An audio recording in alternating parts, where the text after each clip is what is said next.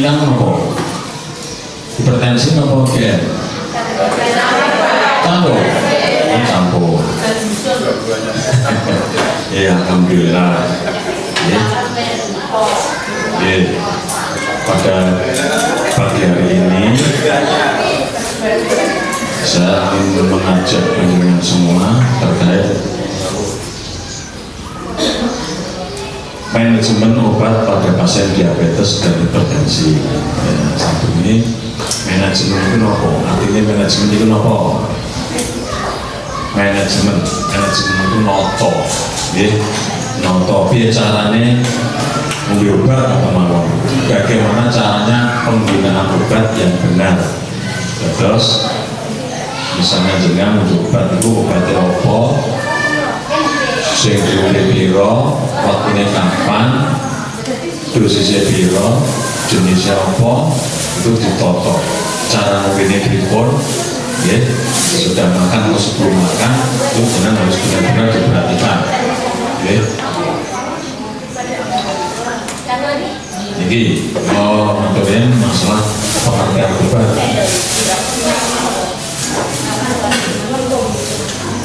Obat adalah zat atau bahan, ya, zat atau bahan yang digunakan untuk, ya, obat itu bisa untuk mencegah, ya. Contohnya apa nih mencegah? Obat sih mencegah apa? Contohnya mencegah kehamilan, gitu. Mungkin obat sih biar hamil. Obat ini atau mengurangi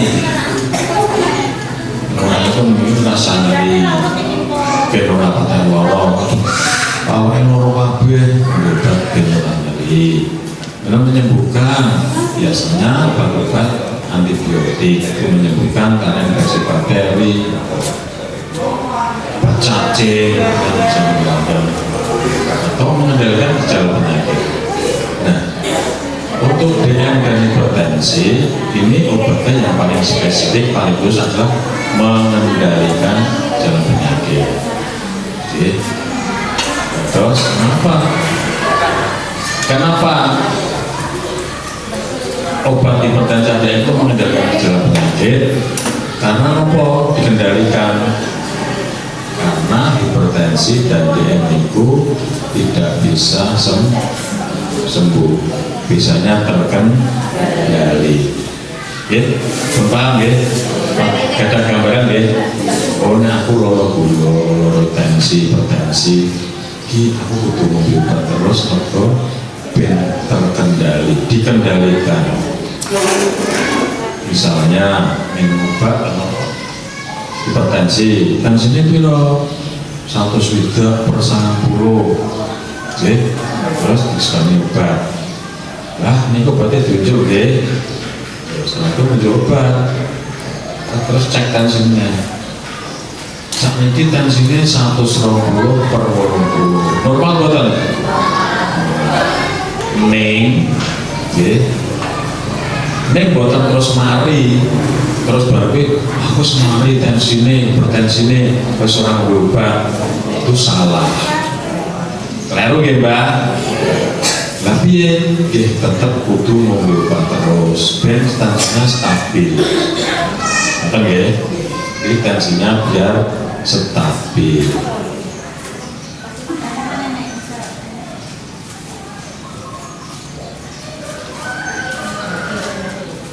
Mengendalikan gejala penyakit. Kenapa selalu minum obat terus? Karena gulanya atau tensinya stabil untuk mencegah terjadinya komplikasi. Nah, ternyata jadi jangan sadar diri. Oh, aku ini obat tensi atau obat karena biar tidak muncul komplikasi. Apa komplikasinya untuk hipertensi? Jantung, ginjal, stroke, terus macam-macam.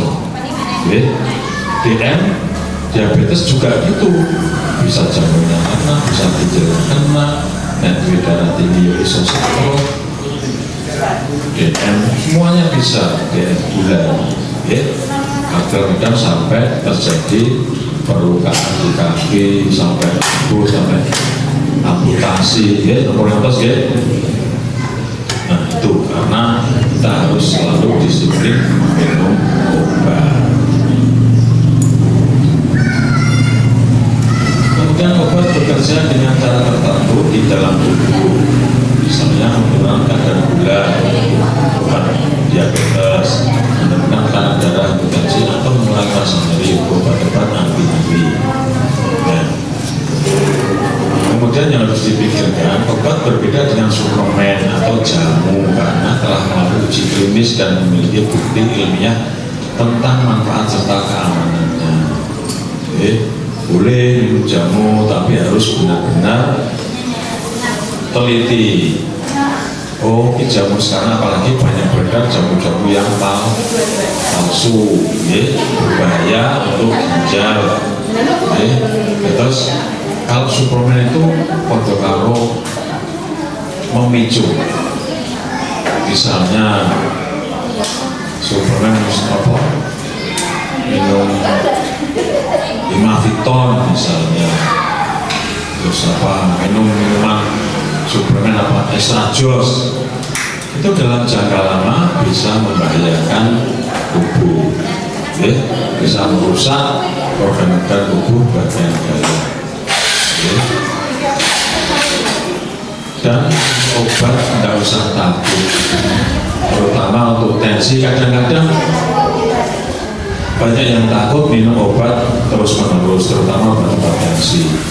Kenapa kok minum terus-menerus? Wah, ginjal. Justru minum obat darah tinggi secara terus-menerus memelihara ginjalnya, jantungnya, bisa mencegah, meminimalkan terjadinya serangan stroke. Jadi apalagi peti tensiku 120, kemudian ngombe obat terus entek tensinya, salah ya. Ampun ya, ampun berpikiran nonton ya.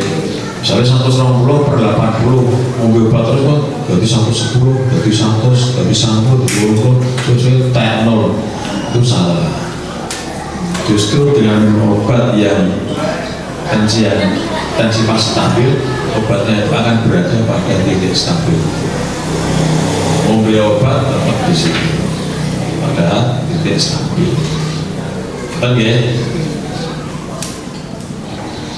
Jadi harus benar-benar dijaga kontinuitas atau rutinitas minum obat, karena tujuan kita adalah biar terkendali.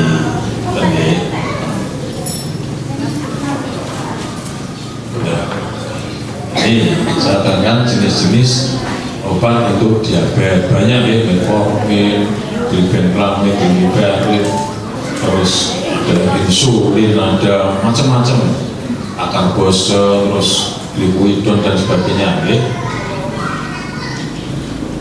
Golongannya golongan metformin, supportin ya, insulin ini pokoknya oke pada jenis obat ya. Nah, keuntungan jenengan ikut ProRes itu apa? Keuntungannya apa? Selalu termonitor, terkontrol, ya, selalu diteloi. Kan ada apa nih? Cek labora, cek tensi, ada cek kolesterol, karena terkontrol. Ya, ini diabetes ini dengan berbagai macam jenis obat. Diabetes itu bagaimana? Tiga obat ini, oh betul, terus ke. Tiga obat ini komentar terus, dicoba lagi, komentar akan diganti dengan obat yang lain yang lebih peka, lebih sensitif terhadap kadar gula di panjenengan. Kok diganti ini tetap biar cepat mudah. Betul ya? Makanya harus ikut Prolamis, karena biar tahu, jangan beli obat sak filme dewe, aku tak tuku dewe, jangan, berbahaya ya. Nah ini termasuk obat hipertensi, ada furosemid, ada lisinopril, ramipril, kaptopril, ya.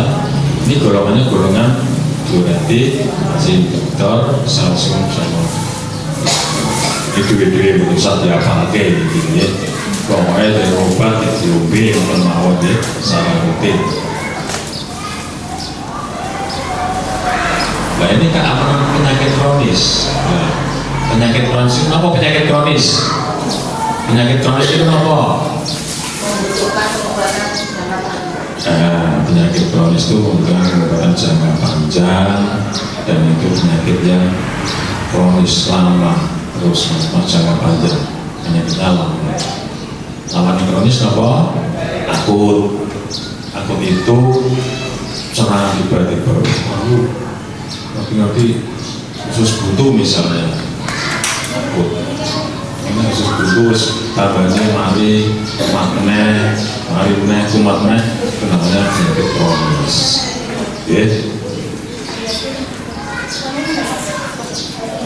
Keamanan obat penyakit kronis itu aman. Obat diabetes dan hipertensi aman dikonsumsi dalam jangka panjang bila sesuai dengan resep dokter.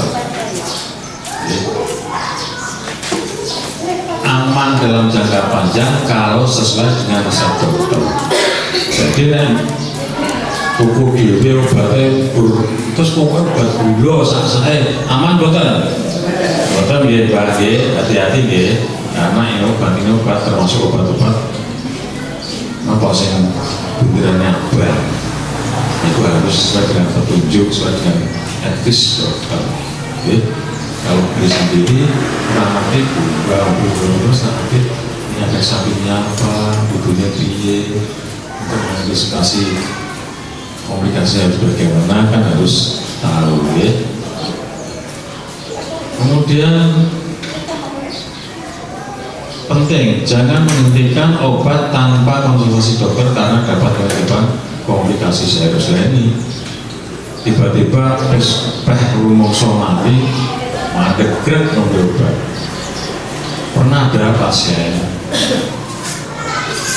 minum obat rutin, sudah beberapa tahun hipertensi. Dalam jangka 1 bulan tidak minum obat tensi, tiba-tiba stroke.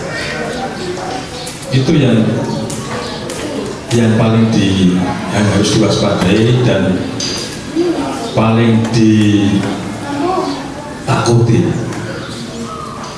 Gitu, yang stroke itu apa? Aktivitasnya serai sopo. Umpamane jenengan sekno tiba-tiba stroke sedino rondino sasi diopeni gitu.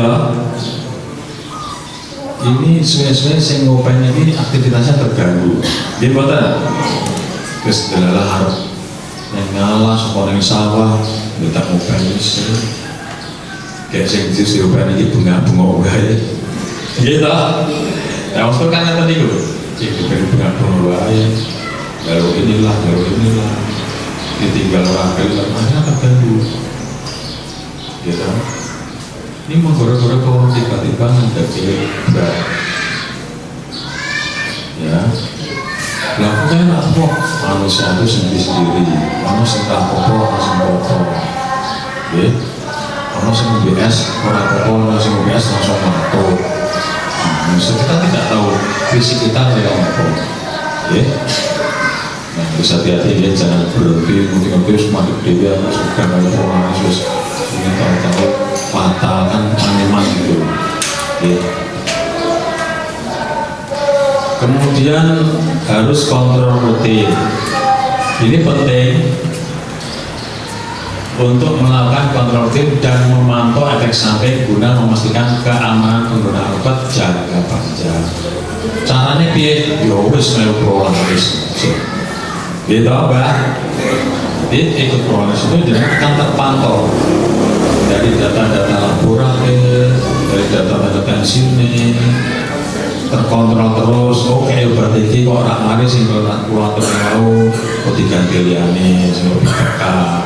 Masing-masing orang dewe-dewe gitu, podo-podo loro flu, mobil ultra flu, durung mesti mari kabeh. Ono sing mari, ono sing ora. Mari ini sapa jenenge padha. Jenenge apa isine padha. Jenenge beda. Oh kayak mari ini orang sakit misalnya. Oke, nanti punya sensitivitas sendiri-sendiri masing-masing.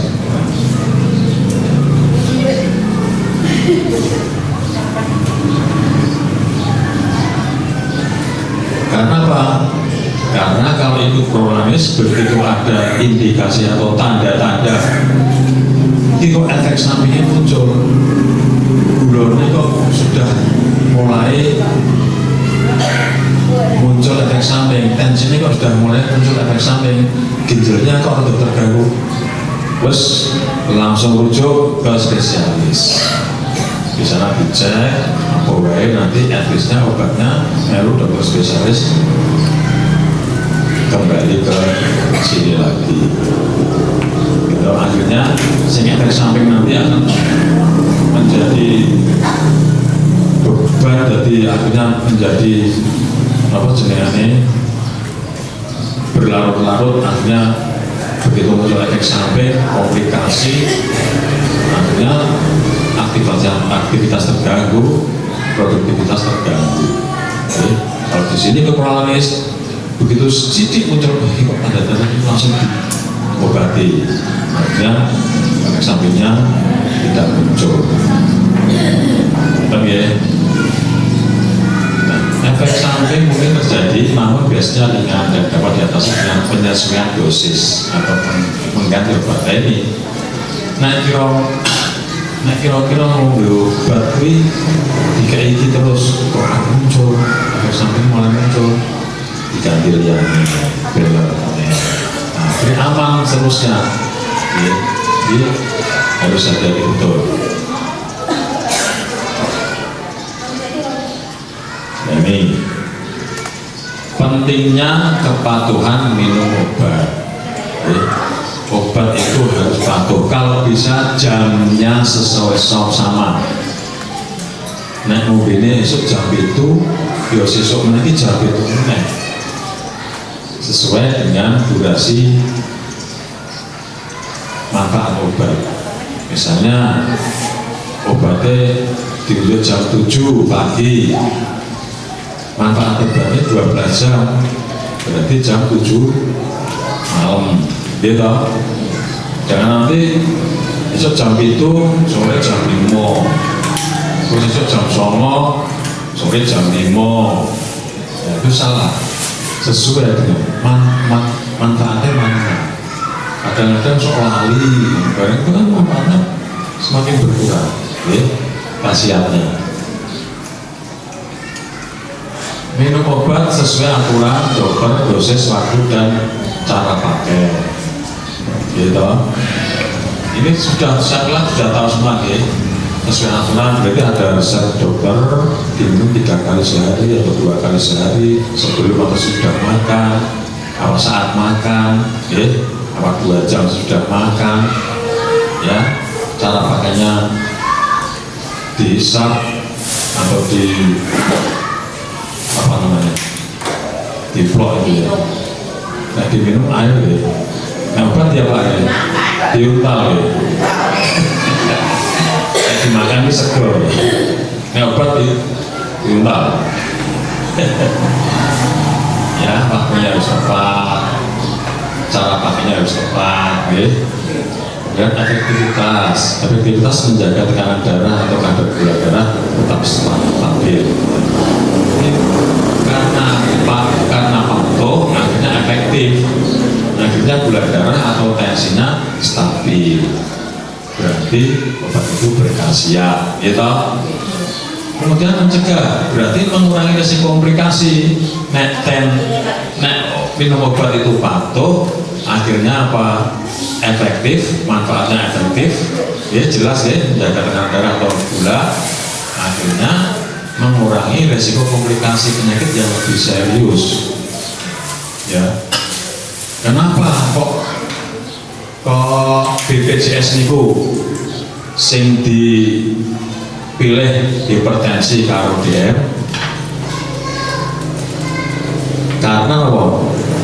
Karena desa itu rata-rata sudah mulai meningkat penyakit tensi, hipertensi, kalau penyakit gula. Ya, hati-hati deh konsumsi gula, jangan sampai kopean. Ya, gula itu ternyata sumber dari berbagai macam penyakit. Gula sendiri, asam, kolesterol juga gula. Ya, kalau bisa diganti gula yang lain. Sekarang banyak gula-gula yang lebih manis, namanya gula stevia, itu dari buah stevia itu banyak yang beredar. Ya, tidak ada serum, tidak ada sekali tapi ada fruktosanya itu tidak ada, tidak nol. Ya, itu tidak boleh. Asam urat barang itu ternyata pemicunya adalah gula. Asam uratnya dur, semakin sering minum manis semakin dur. Dari dalam tubuh. Okay. Kemudian nek wis patuh terkontrol, ya efektif ya terkontrol, karena dari terkontrol, komplikasi dikurangi atau bahkan tidak ada komplikasi seminimal mungkin. Akhirnya apa? Kualitas hidup meningkatkan, kualitas hidup dan kesehatan pasien. Arpo gula, arpo tensi ini awalnya biasa, nih harus biasa, dodolan biasa. Ya, orang minum apa-apa, dolan biasa, jagungan yang itu seperti koncoannya yang lain, yang laras, itu biasa, berarti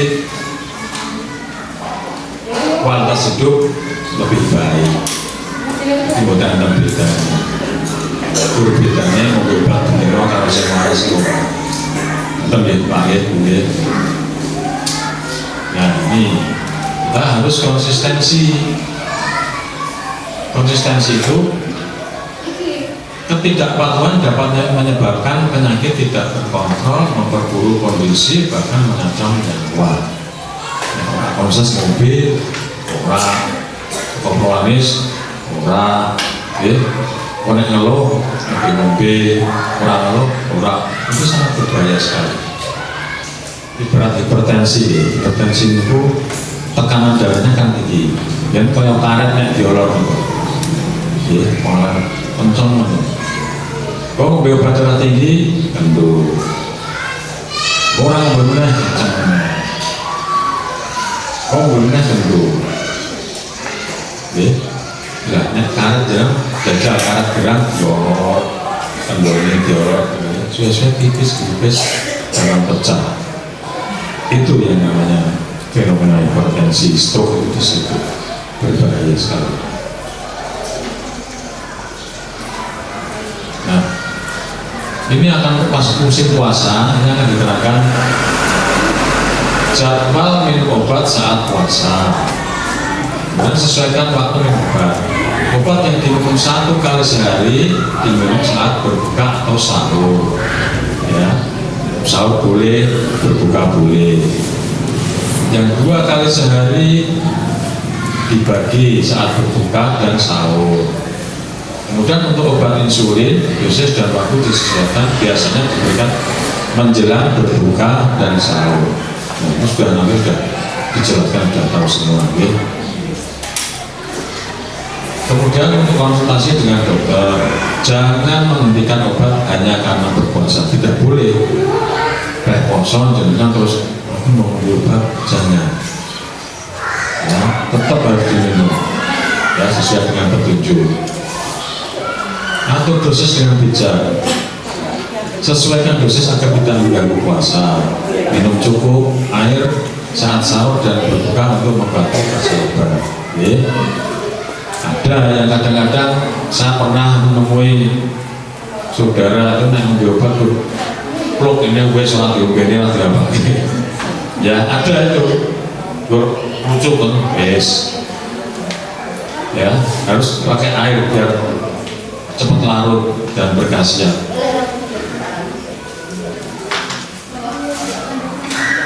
Ya. kita masuk ke dalam tips memudahkan kepatuhan obat. Caranya biar ben eling. Biasanya pun sing pianto sepuh nggih. Ini gunakan alarm ini tondo. Ini jam mister. Obatnya apa? Kanggo jam, kapan yang obat. Kemudian meletakkan di tempat terlihat, amun diumpetke ya Mbah. Mbok pokoknya berubah-ubah. Obat yang ini kus lompetke kono. Obat terus lompetke kono. Berarti terus lali bingung tapi diseneni. Obat itu di menurut aku ning kene boleh mumpun. Nggih. Coba di leboke mau sampai aja sene cantelan lemari ya saking bingungnya dibuka. Yang penting aman, ampun bisa dirakit bocah cilik-cilik Mbak nggih. Nah, simpan di tempat yang mudah dan kering tapi sejuk, tidak boleh di bawah matahari langsung sehingga adem tapi kering. Ampun yang lembab kok disimpan yang menurut kamar mandi kemudian dukungan, cari dukungan dari keluarga atau teman putune apa putrane aku kone jam 12 elengno apa obat lali Patrio itu ya putrane ya lali putune ya lali dadi rasa obat pokoknya bicaranya ben eling ben gampang butuh cari dukungan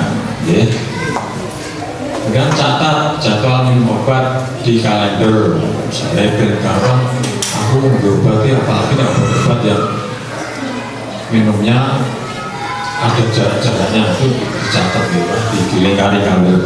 Ini banyak obat jam sekian tanggal ini obat boleh tapi jarang itu kemudian harus disiplin waktu, tetap disiplin membantu menjaga kesehatan Anda, makanya harus disiplin obat itu tetap harus disiplin, jangan sampai jelang obat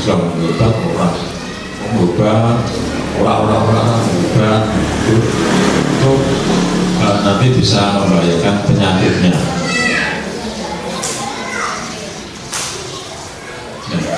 Ini dari apa yang saya sampaikan tadi, ini yang dari saya sampaikan tadi, ini kami ringkas, diringkas. Jadi ini sangat penting. Obat adalah sahabat dalam mengendalikan penyakit kronis. Jadi obat itu dijadikan beban. Obat itu jadi konco. Wah, itu pokoknya aku kudu iki kancaku iki ben aku awet-awet urip ya obat iki. Nggih. Jangan jadikan susah. Ya ora mari malah tambah dhuwur kabeh, dhuwur tansih dhuwur susah. Kembali ke 3 pola. Pola apa? Pola pikir, pola hidup, pola makan. Jenengan nek gadah penyakit kronis, nek 3 pola itu terjaga, insya Allah sehat. Makannya ditoto, pola makan, pikirannya ditoto, rasa mikir utang, rasa mikir beban, apa-apa, ya dari sini ya. Semua jenis obat macam-macam, ada jenis obat darah tinggi, diabetes. Kemudian penggunaan minum obat sesuai aturan dokter, jangan pergi sendiri, keamanan obat itu tetap aman karena sudah ada penelitian, sudah sesuai dosisnya, karena sudah ada konsultasi rutin, efek samping bisa dihindari, mengganti obat, pokoknya aman. Yang penting ini patuh. Harus patuh minum obat biar obat itu bermanfaat kagum panjenengan sedaya. Nonton gitu oke. Jadi intinya pada pagi hari ini jenengan harus minum obat sesuai aturan, baik dosis, jenis obat, waktunya, itu harus sesuai dengan petunjuk dokter atau tenaga kesehatan, dan jangan sampai menghentikan obat sendiri secara tiba-tiba, sangat berbahaya. Nonton? Kira-kira paham ya? Paham ya? Mudah-mudahan apa yang saya sampaikan ini bermanfaat dan menjadikan pengeling-eling panjenengan. Jangan lupa saya tekankan untuk menjaga 3 pola: pola makan, pola pikir, pola hidup. Pola hidup itu maksudnya apa? Ya sekutu rakyatan laku-laku olahraga, orang saroko, bagi orang berganda, karena harus ada terus itu cukup tetap awet sehat. Betul? Saya rasa ini cukup yang saya sampaikan, mudah-mudahan bermanfaat. Terima kasih. Wabillahi taufiq wal hidayah. Wassalamualaikum warahmatullahi wabarakatuh.